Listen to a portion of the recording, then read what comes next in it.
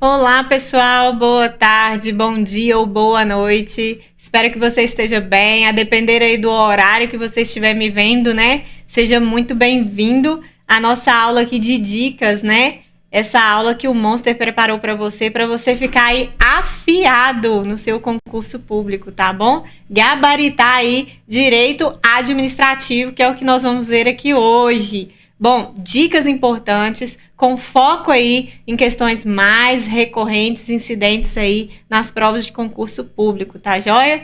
Então, eu sou a professora Daniele, tô aqui hoje com você para te passar o maior número, né, a maior quantidade aí que eu consegui de dicas aqui no nosso tempo, tá bom?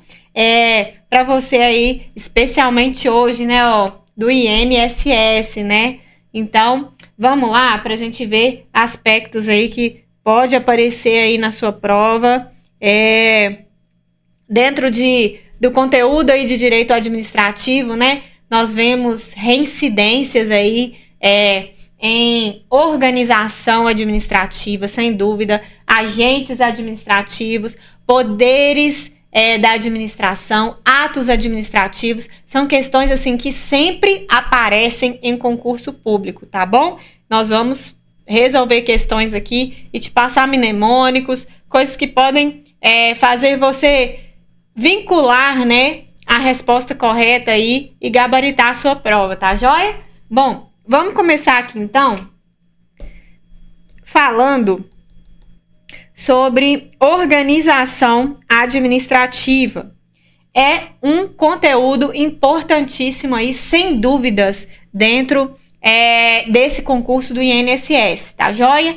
Eu não tenho dúvidas de que vai aparecer, né, organização administrativa da União, administração direta e indireta. Por quê? É aqui, pessoal, que você consegue saber como que a organização administrativa funciona de fato, né? É dizer quem compõe a administração e quem não compõe a administração. Como que ela é estruturada, né? Como que ela é composta, qual é o cenário aqui da administração pública da União, ok? Então, olha só, entendendo isso, vamos ver aqui uma estrutura básica, né, da administração pública. A administração pública, ela pode ser estruturada aqui basicamente em administração direta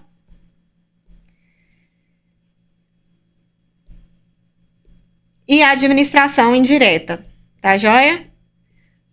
Fazer isso aqui de forma bem organizada. Administração direta e administração indireta.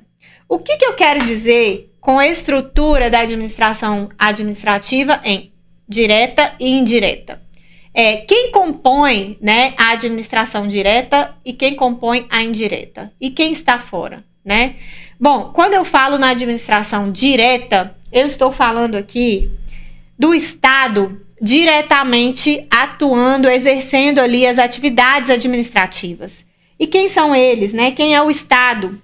Nós estamos falando da União, do Estado, não só, eu não estou dizendo aqui do Estado de Minas Gerais, do Estado de Tocantins, do Estado do Rio de Janeiro. Eu estou falando da união desses entes federados. Isso dizer que o Estado está diretamente atuando. São os entes federados. Quem são os entes federados? A União, o Estado, o DF e os municípios, ok? Então, todos esses entes aqui trabalhando diretamente, exercendo as atividades aí administrativas.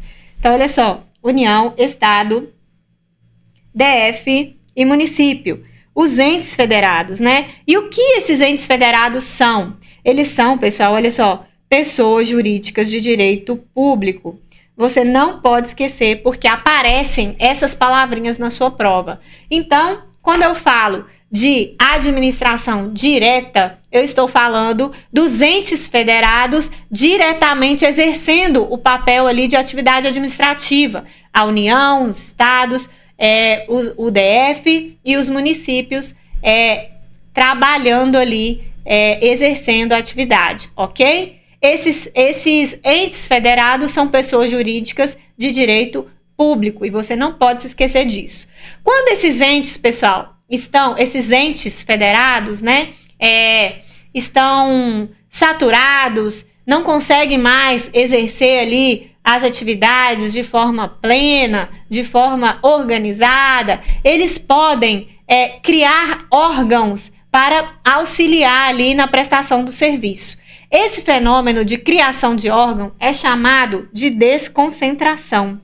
Olha só, é quando os entes federados, né, cria órgãos para auxiliar na prestação do serviço. E você vai gravar, precisa gravar essa palavrinha desconcentração, porque dentro da administração indireta nós temos outra palavrinha que é descentralização. Então, na desconcentração, nós criamos aqui, olha só que bonitinho,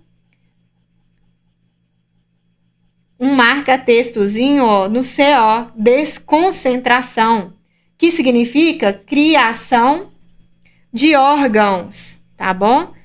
Então, quando eu falo em administração direta, eu estou falando dos entes federados trabalhando, e quando eles não conseguem mais trabalhar sozinhos, eles desconcentram, criam órgãos para ajudá-los ali no serviço. Esses órgãos, pessoal, eles estão subordinados à pessoa jurídica que criou eles, ok? Por que essa palavrinha de subordinação é importante? Porque quando eu falo, olha só você pensar assim, desconcentração, CO, criação de órgãos. Os órgãos, quando você pensa em órgãos, eles estão onde? Os órgãos, eles estão dentro da pessoa. Então, aqui não é diferente. A pessoa jurídica de direito público que cria o órgão, ela cria um órgão interno.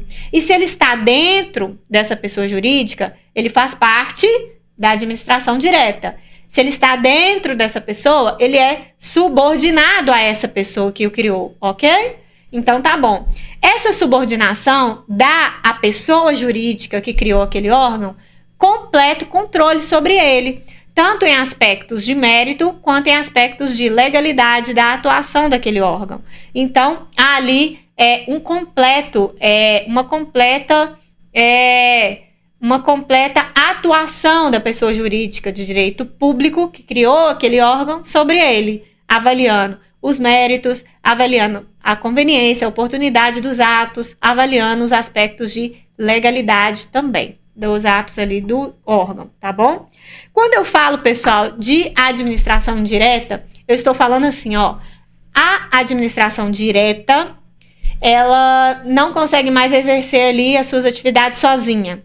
Aí ela desconcentra para criar órgãos para poder, subordinados a ela, para poder ajudar no exercício da atividade.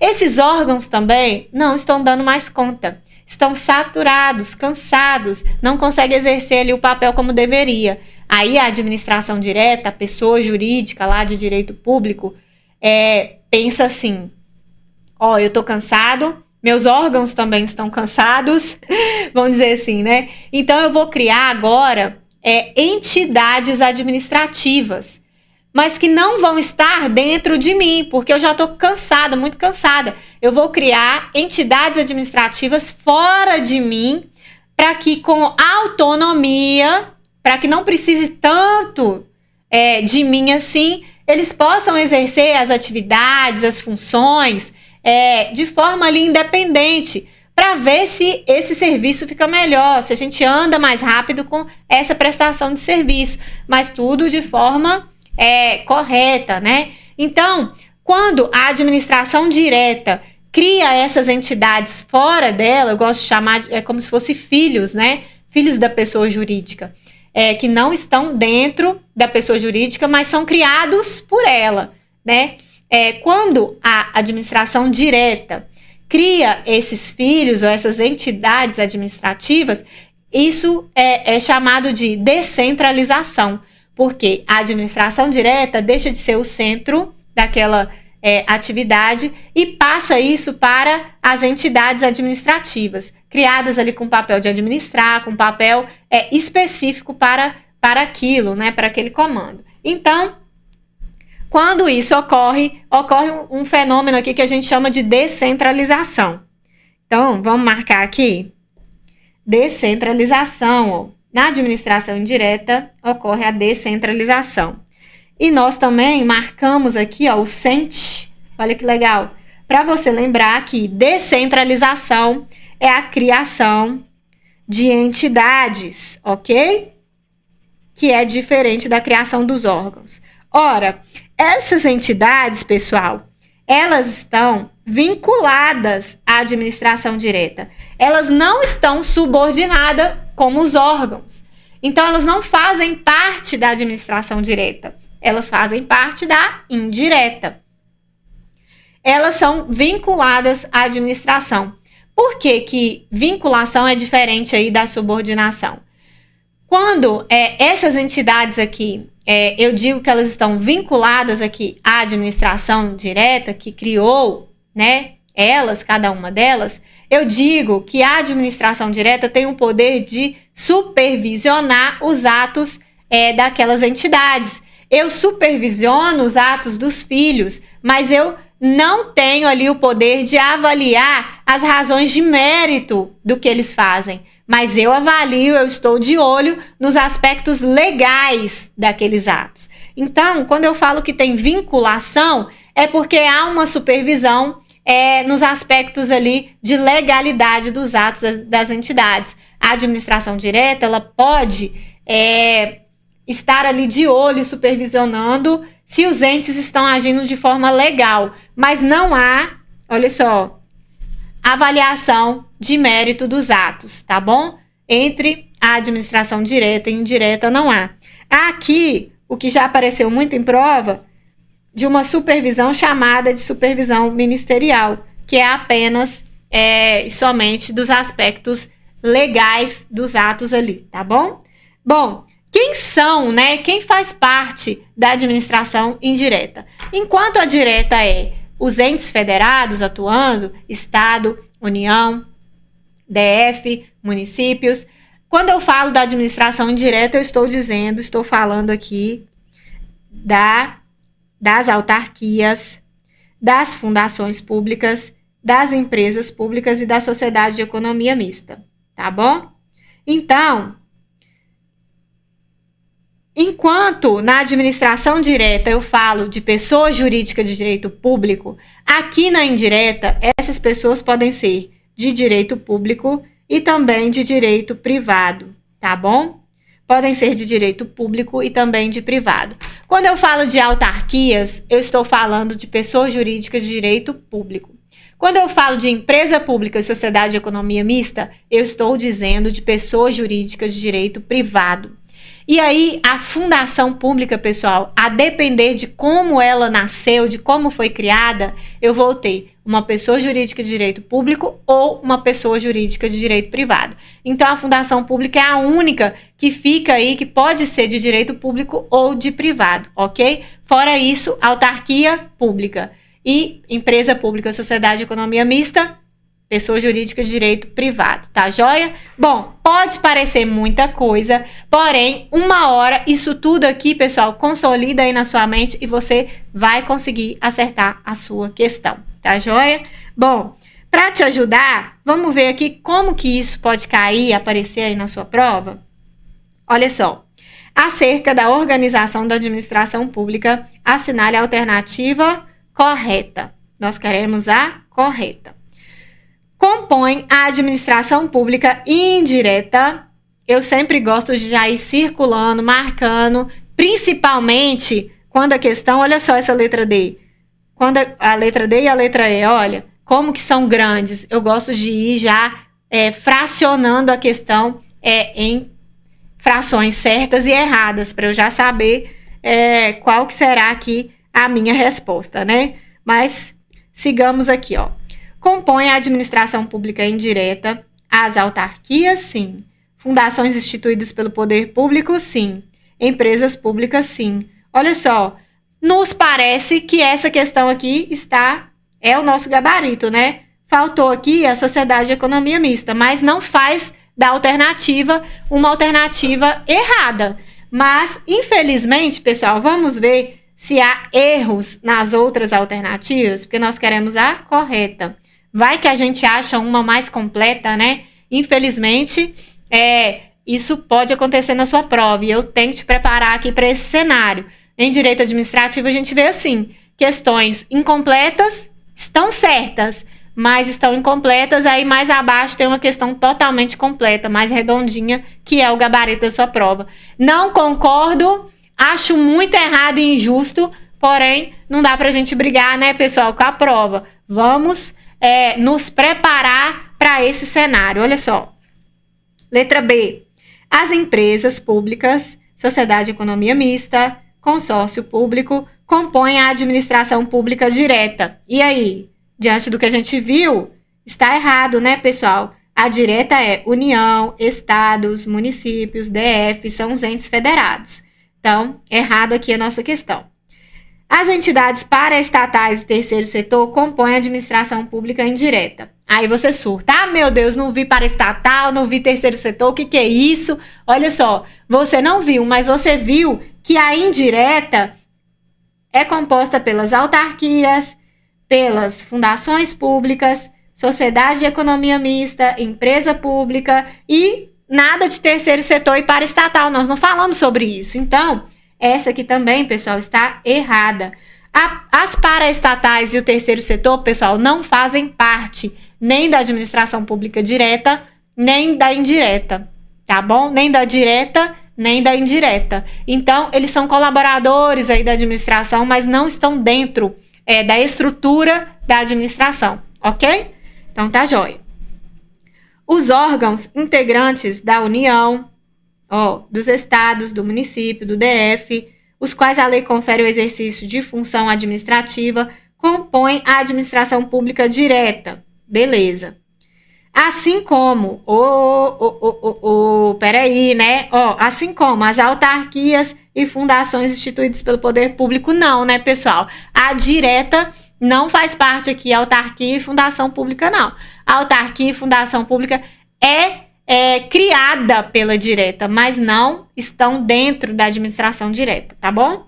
A administração pública indireta é composta pelos órgãos integrantes da União, dos estados, município, DF, tudo errado, né? Então, nós temos aqui realmente, nosso gabarito, letra A, tá joia? Olha só, realmente a letra A compõe a administração pública indireta, as autarquias, fundações instituídas pelo poder público e empresa pública, certinho, tá joia? Então, olha só, fecha a conta, passa a régua aí, né, em organização da administração, direta e indireta, e vamos falar um pouquinho sobre outro aspecto aqui muito importante dentro de direito administrativo nas provas de concurso público, que são os agentes públicos, que meu filho, o que você vai ser quando você for aprovado, nomeado e assinar lá o seu termo de posse. Você será, querido, um agente público, tá joia? Também chamado aí de servidor público, tá bem? Bom, o assunto aqui de agente público, é importante eu te dizer que esse assunto é tratado aí nas doutrinas, na Constituição e também nos estatutos dos servidores. Quando nós falamos em estatuto dos servidores, cada instituição tem o seu, cada estado tem o seu, então nós não vamos falar disso aqui agora. Porém, nós vamos nos concentrar aqui nos conceitos importantes doutrinários, também aqui da nossa querida Constituição, que não muda para ninguém, é igual para todos, né? Então, olha só, dentro do artigo 37 e seguintes da nossa Constituição, tá bom? Qual é o conceito de agente público? O conceito nós vamos achar nessa leizinha aqui, Lei 8.429 de 92, no artigo 2º. E essa lei fala que agente público, para os efeitos dessa lei, olha só, considera-se agente público o agente político, o servidor público, e todo, olha só, eu gosto de circular essa palavrinha, e todo aquele que exerce, ainda que transitoriamente, sem remuneração, por eleição, nomeação, designação, contratação, ou qualquer outra forma de investidura ou vínculo, mandato, cargo, emprego ou função nas entidades referidas no artigo 1º, que é toda estrutura da administração pública, né? Bom, então, esse conceito aqui é muito amplo. Todo e qualquer pessoa que exerce mandato, cargo, emprego ou função na administração pública é considerado agente público. Então, olha só, todo aquele que tem vínculo com a administração é considerado agente público. Ainda que vínculo transitório, ainda que um vínculo não remunerado, tá bom? Por eleição, nomeação, designação, contratação ou qualquer outra forma de investidura ou vínculo. Tá joia, pessoal? Então, é preciso você lembrar aí. É um conceito muito, muito, muito amplo, tá joia? Bom, se agente público é qualquer pessoa que tenha vínculo e exerça aqui mandato, cargo, emprego ou função na administração pública, é necessário a gente saber, pessoal, o que significa, né, o cargo, emprego e a função pública. Porque quando a banca traz esse conteúdo aqui dentro do seu edital, ela normalmente quer saber o conceito e quem ocupa o cargo, o conceito e quem ocupa o emprego público, o conceito e quem ocupa a função pública. E qual é o regime, né, de aplicação ali de previdência, se é CLT, se é do trabalho, né, regime de trabalho, se é CLT, se é estatutário, tá bom? Então, nós vamos ver tudo isso aqui, porque é o conteúdo mais importante aqui dentro de agentes públicos, tá bom? Olha só, quando nós falamos de cargo, emprego e função pública, eles se diferem. O cargo público é aquele ocupado por servidor público, na administração direta ou indireta. E o regime que é aplicado aqui para o cargo público é o estatutário. Essas pessoas, pessoal, ocupam esse cargo público, o servidor público, ele ocupa o cargo público por concurso público. E possui aí, adquire a estabilidade, que é a permanência, né, no serviço público, após os 3 anos de estágio probatório. Só que esses 3 anos de estágio probatório não é só ele, né, que é necessário aí para adquirir a estabilidade. Então, nós temos aqui, ó, 3 anos de estágio probatório, mais a avaliação especial de desempenho. E não me esqueça dessa avaliação de desempenho, porque anda junto com os 3 anos de estágio probatório.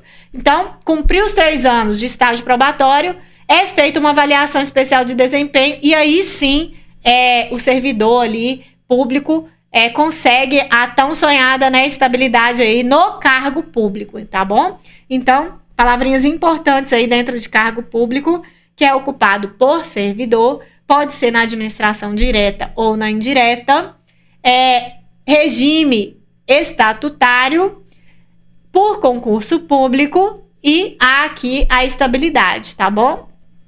Bom, o que difere, né, para que o emprego público, olha só, o emprego público, pessoal, também é por concurso público. Só que é ocupado pelo chamado empregado público.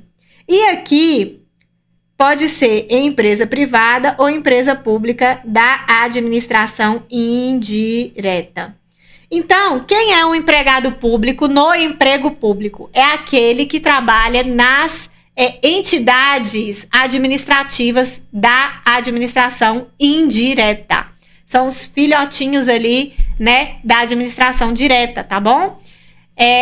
Selecionados aqui por concurso públicos e eles são regidos, ó, pela CLT, Consolidação das Leis do Trabalho. Eles não são estatutários e por isso, ó, não gozam da estabilidade. No emprego público, os empregados públicos que passaram no concurso público, eles são regidos pela CLT e não têm estabilidade, tá bom? Trabalham ali na administração indireta. Bom, e o que nós podemos dizer da função pública? A função pública, a mais diferentona aqui de todas, ela é uma atribuição, pessoal, destinada a qualquer agente público, tá joia?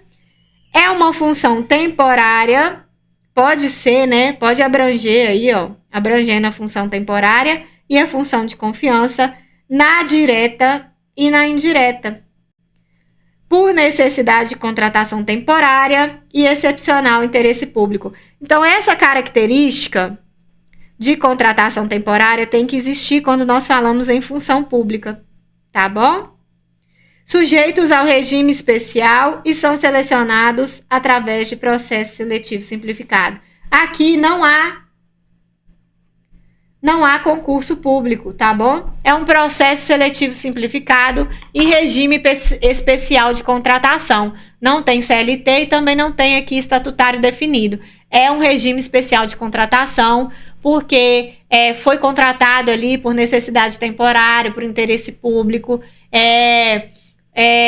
abrangendo ali função temporária ou função de confiança, e pode ser exercido ali por agente público mesmo, não é nomeado como empregado público nem como servidor público, tá joia? Essas são as diferenças. E olha só, questões aí recentíssimas, né? Eu sempre trago de 2022 no máximo para frente, 2022 e 2023. Olha só como caiu essa questão aí de agentes públicos. Como foi cobrado? Foi cobrado exatamente, olha só, pessoal, o conceito de cargo, emprego e função pública. E aqui, a questão queria a incorreta. Então, nós temos que achar a alternativa errada, tá bom? Dentro dessas alternativas aqui. Olha só, sobre os conceitos e características do cargo, emprego e função pública, assinale a alternativa incorreta. Função pública. Tá querendo saber da função pública? Significa o exercício de atividade de competência da administração. Ok. Em nome dessa, beleza. E de acordo com suas finalidades. Ok. Ou seja, para atender o interesse público. Beleza. Nada errado. Função pública realmente é atividade de competência da administração, que é exercida em nome da administração, de acordo com a finalidade da administração, para atender o interesse público. Ok, beleza. Letra B. Quando a função é exercida com base em contrato de trabalho regido pela CLT, o vínculo denomina-se emprego público. Certinho, pessoal? Emprego público é aquele exercido por empregado público, regido ali pela CLT, passou no concurso público, mas é regido pela CLT e não tem estabilidade. Certinho. Cargo público é o conjunto de atribuições e responsabilidades criado por lei, certo? Em número determinado, beleza. Com nome certo e remuneração específica, ok. O ocupante do cargo público tem vínculo estatutário, beleza. Regido pelo Estatuto dos Funcionários Públicos. Certinho também, pessoal, ó. Temos por certo, certo e certo. Nós queremos a errada. Só nos restou aqui a nossa letra D, né? Vejamos aqui o que vem dizer. A realização de concurso público é apenas exigida para investidura em emprego público. Quando eu vejo um apenas, somente, eu já arregalo o olho, e você deveria também, né? Normalmente, quando restringe muito assim a afirmativa, tem alguma coisa errada. Olha só. Concurso público é apenas para emprego público, pessoal, ó, sendo desnecessário a realização para cargo público. Essa aqui está errada, né? Essa alternativa aqui é a alternativa errada que nós estávamos procurando. O concurso público ele é realizado tanto para o emprego público quanto para o cargo público, ok? Então, gabarito aqui, letra D. Está totalmente errado aqui a afirmativa da letra D.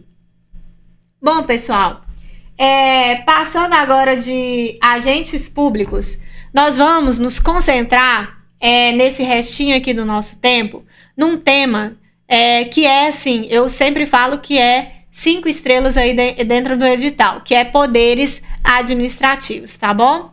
Nós vamos falar aqui sobre eles e, se der tempo, a gente fala sobre atos, que também é parzinho aí com poderes dentro aí dos nossos tópicos 5 estrelas, né? Que Atos também é muito importante. Porém, eu quero falar agora sobre poderes administrativos. Bom, quando eu falo de poderes administrativos, eu estou falando dos meios e das formas que os agentes administrativos têm para exercer as suas competências. Então, eu trago sempre para a vida real, quando eu falo que eu tenho poder para tal ato, para tal coisa, é o mesmo que dizer que eu posso exercer aquela competência, que eu posso executar aquela competência da forma X, utilizando os meios tal. Então, quando eu falo sobre poderes administrativos, eu estou falando da mesma forma.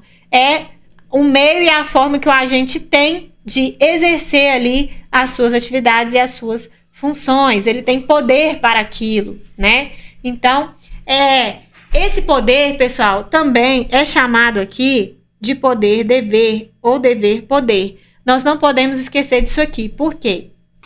O agente público, ele tem a obrigação de cumprir aquela competência, aquela atividade administrativa.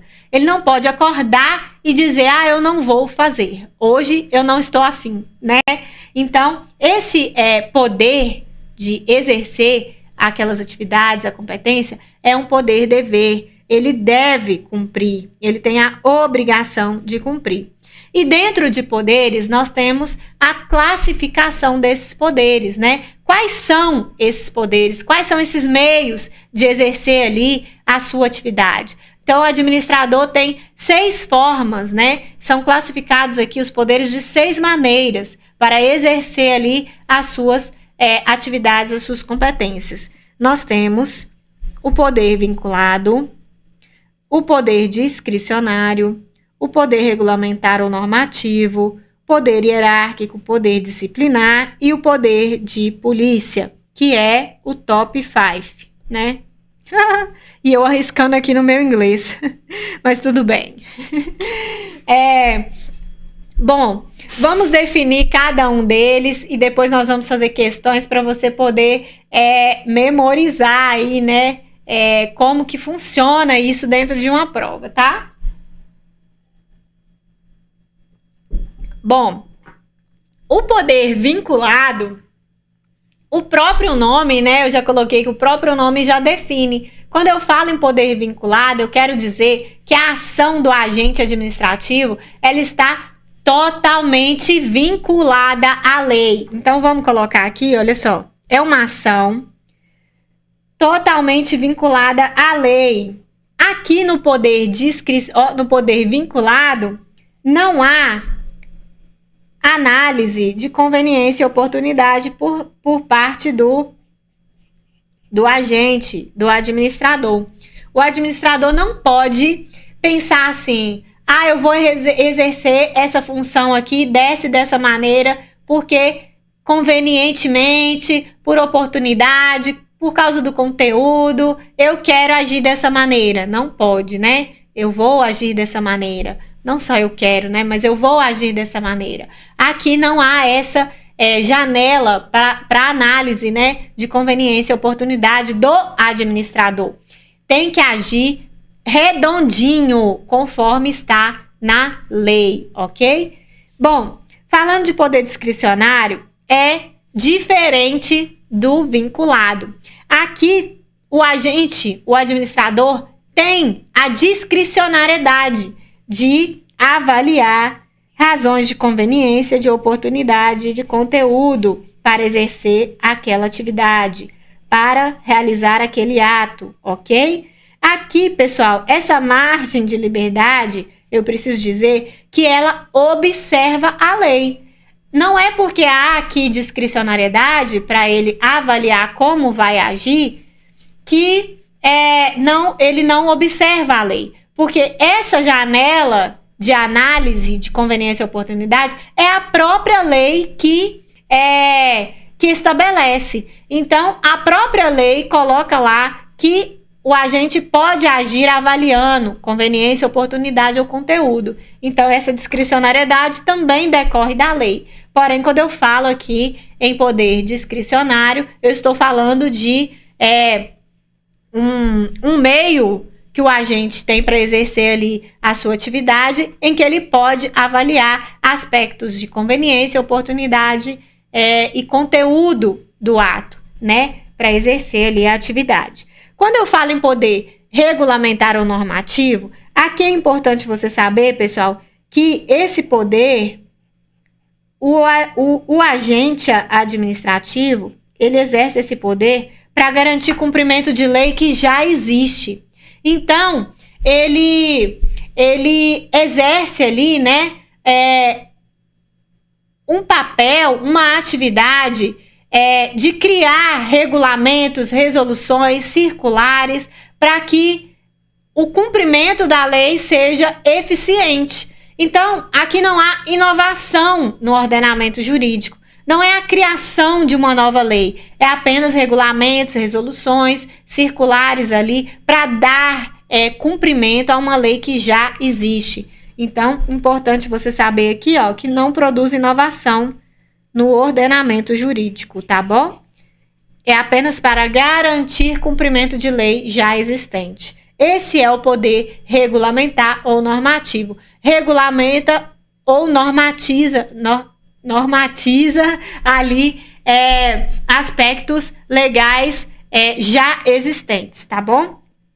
Bom, poder hierárquico. Quando eu falo em poder hierárquico, pessoal, eu quero que você pense na organização da administração, em suas funções, cargos e atividades. Então, é mais ou menos assim, eu sempre gosto de dizer, manda quem pode e obedece quem tem juízo. Por quê?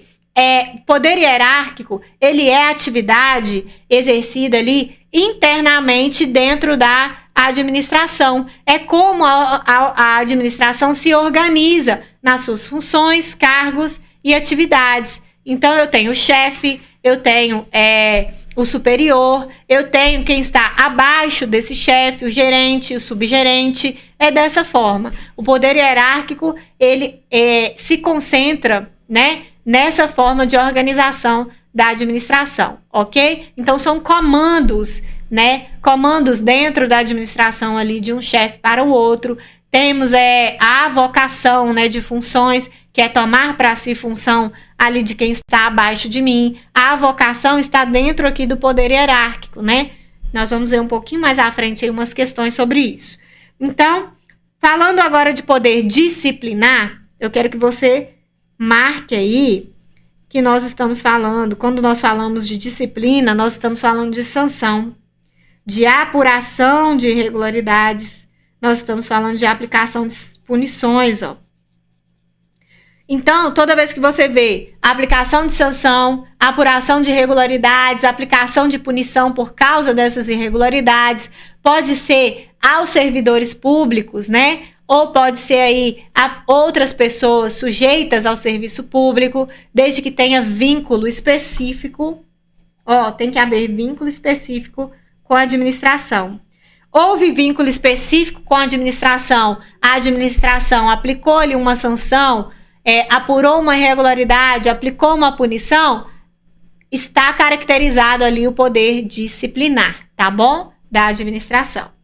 Bom, o poder de polícia, que é o nosso top, né? Top 5 aí dentro de poderes administrativos, ele é importante a gente primeiro conceituar sobre esse poder.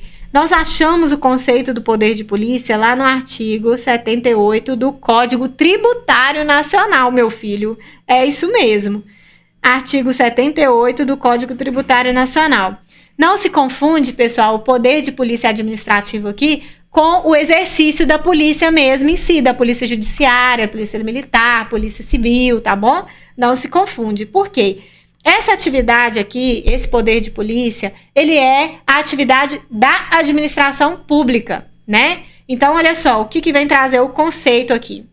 É a atividade da administração pública que limita, olha só, limitando ou disciplinando direito, interesse ou liberdade, regula prática de ato, abstenção de fato, em razão de quê? De interesse público, concernente a. Aí vem trazer vários aspectos: segurança, higiene, ordem, costume, disciplina, a disciplina da produção, e do mercado, ao exercício de atividades econômicas dependentes, de concessão, autorização ou do serviço público, à tranquilidade pública, ao respeito à propriedade e aos direitos individuais ou coletivos. Tá bom? Então, o poder de polícia é a administração pública atuando dessa forma aqui, limitando, disciplinando direito, interesse ou liberdade, regula a prática de ato ou abstenção de fato em razão de interesse público, concernente a todos esses aspectos aqui, tá bom? Então, nós temos aqui, por um exemplo muito legal, a vigilância sanitária. Quando você vê a vigilância sanitária ali, indo a um local, fiscalizando aquela área, limitando ali ou disciplinando direito, interesse ou aquela liberdade que aquela pessoa tem de estabelecer ali um comércio, né? Que como que ela limita essa liberdade? Quando ela vê ali alguma irregularidade de segurança, de higiene, aí ela vai e decide assim, ó, quero, não, esse estabelecimento está um caos, não pode continuar aberto, então eu vou interditar esse lugar. A interdição, ela é a atuação da administração pública pelo poder de polícia, exercendo ali esse papel, né, do poder de polícia de interditar ali aquele local, ok? Então, olha só, temos esse exemplo bom aí da vigilância sanitária. O poder de polícia, pessoal, ele tem alguns atributos, né? Quando eu digo atributos, eu sempre falo da pessoa amada, né? Quando você pensa na sua pessoa amada, você pensa assim, ai, aquela pessoa eu amo tanto, ela tem esses e esses atributos. Então, quando você fala de atributos, você lembra de qualidades, certo? O poder de polícia tem também algumas qualidades, algumas características que o definem, né? E esses atributos, eu criei aqui um mnemônico, eu memorizei dessa forma, né? É o DAC, discricionariedade, autoexecutoriedade, coercibilidade. Então, eu dizer que o poder de polícia, ele é caracterizado pela discricionariedade, é eu dizer que há margem aqui para avaliação de conveniência e oportunidade de atuação da administração. Então, a administração não pode escolher se ela vai exercer o poder de polícia ou não, mas ela pode escolher como vai exercer, se ela vai limitar, se ela vai disciplinar direito, interesse ou liberdade, para regular a prática de um ato ou abstenção de um fato. Então, como ela vai exercer esse poder de polícia? A discricionariedade reside, então, em como vai exercer o poder de polícia, não se vai exercer ou não, ok? Exercer ou não é obrigatório, mas como vai exercer? Aí sim reside a discricionariedade. Outra característica, qualidade aí do poder de polícia é a autoexecutoriedade. O poder de polícia, pessoal, ele pode ser executado pela administração sem que a administração precise de uma autorização judicial, de uma permissão de alguma outra instituição, de algum outro poder. Então, eles são autoexecutórios. Eles podem ser praticados diretamente pela administração, independente aqui de ordem judicial. Então, pensa na cobrança de uma multa, né? Aqui, ó, a cobrança de uma multa é diferente da aplicação de uma multa. O que isso quer dizer? Quando a administração vê uma irregularidade ali no trânsito, ela aplica a multa. A aplicação da multa está aqui dentro da autoexecutoriedade. Eu não preciso de uma permissão do judiciário para eu aplicar aquela multa. Eu vou de cara e aplico aquela multa, ok? Não preciso aí de autorização do judiciário. Agora, se a pessoa não concorda com aquela multa, ela vai ao judiciário, recorre, e aí tem todo o processo ali para cobrança, pagamento da multa. Mas a aplicação, ela é autoexecutória. A administração aplica por si só, sem precisar de intervenção de outro poder, de outra instituição. A coercibilidade é a imposição das medidas E se precisar, pode ser permitido aqui o uso proporcional de força. Tendo aí como exemplo a vigilância sanitária, a interdição de estabelecimento, ela é coercitiva, né? É uma imposição de interdição coercitiva. Eu não preciso que o dono do estabelecimento concorde com aquela interdição. Então, eu aplico ali, eu imponho a medida de interdição coercitivamente, com ou sem a concordância do dono do estabelecimento. Então, o poder de polícia tem também essa característica, tá joia? Então, discricionariedade, autoexecutoriedade, coercibilidade. Bom, como que isso pode aparecer aí na sua prova, né? Olha só, quando a administração, após o devido processo administrativo, aplica penalidade a um servidor, ela o faz em razão do poder de... Então, quando nós falamos de penalidade, sanção, apuração ali de irregularidade, nós estamos falando de quê, pessoal? Não estamos falando aqui do poder hierárquico, nem do regulamentar, do disciplinar, ok? Também não do poder discricionário e nem do vinculado. Ó, temos aí, por gabarito, nossa letra C.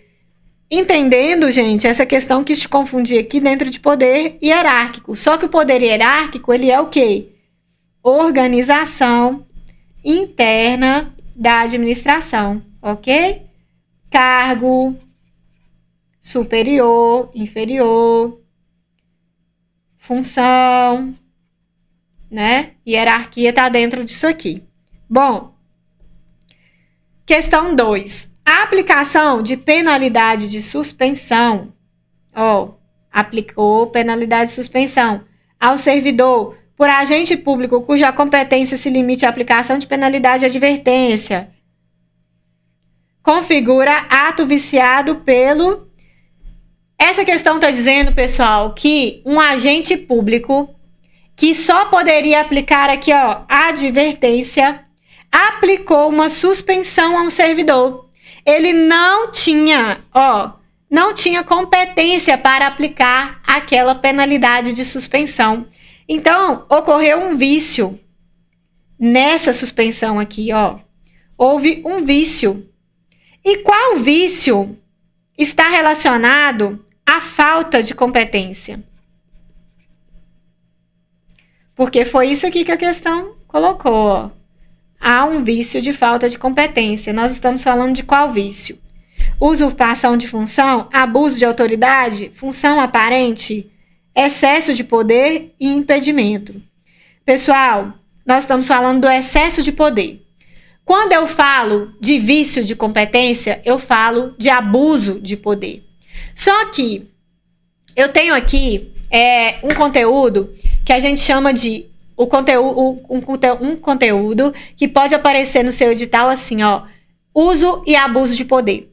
Quando nós falamos do uso de poder, nós estamos falando da prática lícita do agente público, do exercício lícito do agente público.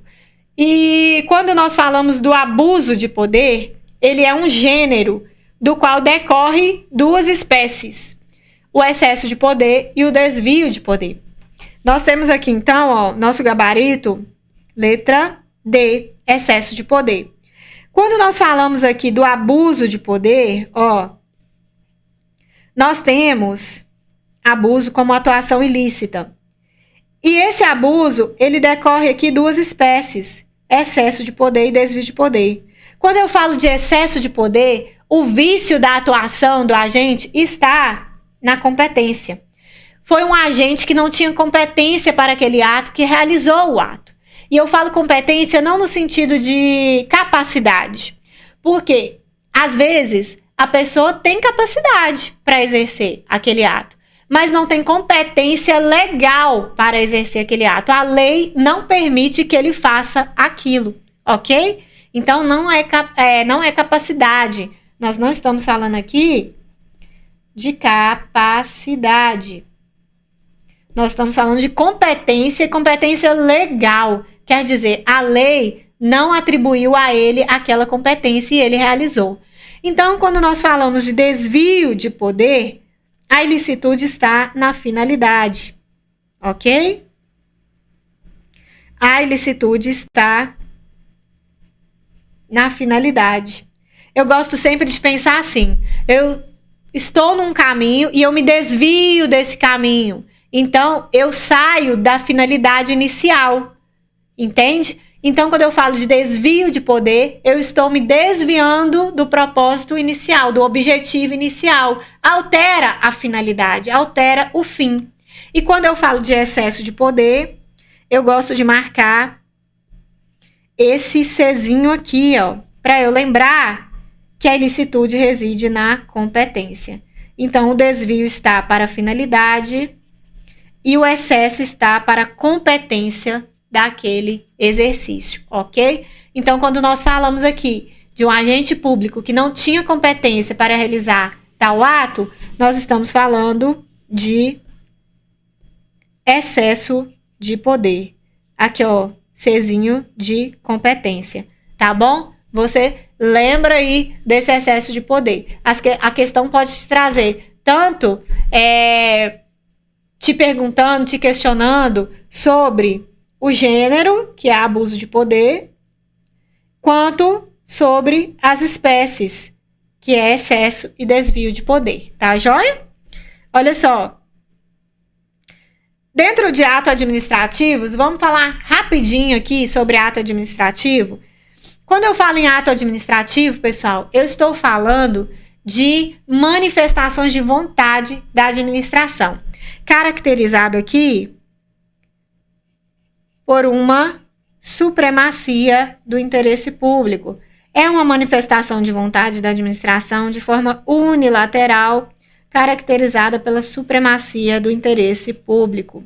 É o meio, o ato administrativo é o meio que a administração se relaciona com outras pessoas ali no mundo jurídico, né? Pessoas físicas ou pessoas jurídicas, tá?